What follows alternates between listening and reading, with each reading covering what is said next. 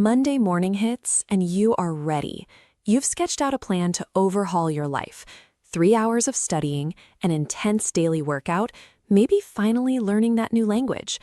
But by Wednesday, that fire has faded to a flicker. The workout feels heavier, the book stays shut, and by Friday, the entire grand plan has dissolved. The quiet voice in your head starts to draw a grim conclusion.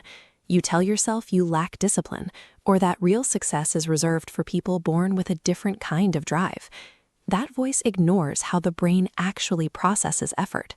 Large, sudden changes are perceived as threats to our energy reserves, triggering an instinctive resistance that has nothing to do with your character. Relying on raw motivation is a precarious strategy.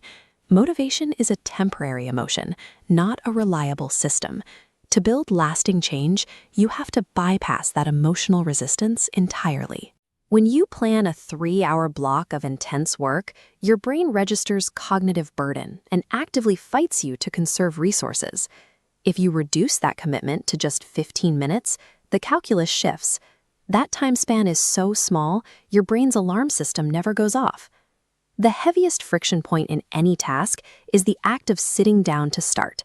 Once you're in motion, a 15-minute session often glides into 30 or 40 minutes without any forced effort. You trade unreliable inspiration for automated behavior. You don't wait to feel energized to brush your teeth in the morning, you just do it. By shrinking the goal, you remove the emotional friction of the big start and replace it with a physical routine that eventually becomes as automatic as breathing. Consider 2 people, one highly talented individual who works only when the mood strikes, and someone average who strictly adheres to 15 minutes a day every single day. This graph illustrates the difference. The talented person makes massive leaps forward that stalls the moment they hit low motivation. Meanwhile, the 15-minute habit acts like compound interest. The blue line starts slow, but eventually arcs right past the erratic spikes of the talented worker. Those micro-efforts stack.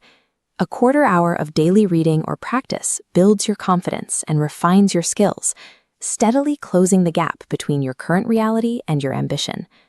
Natural talent is a powerful head start, but the compounding nature of daily effort means that the person who never stops eventually overtakes the person who only works in occasional bursts.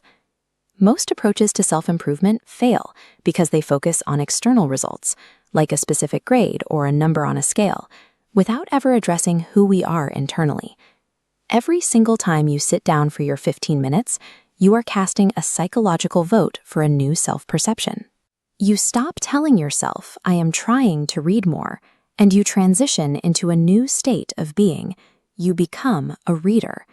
It is easy to break a temporary commitment to an arbitrary goal, but humans will rarely act against their own deeply ingrained identity. The true power of repeating a small action day after day is the silent rewriting of how you define yourself. Even with an airtight system, life introduces friction. Successful people still have days where they lose focus, feel exhausted, and skip their routines. When most people miss a day, they spiral into guilt and abandon the project. High achievers simply treat the lapse as meaningless static and get back to work as soon as possible. They operate on one simple, unbreakable fail-safe rule: never miss twice. The act of returning to your habit after a failure fortifies your new identity more than a perfect streak ever could. It proves you aren't the kind of person who gives up. Building a life you're proud of starts with a commitment that's almost too small to fail. Ask yourself if you can spare just 15 minutes today for that one goal you've been putting off.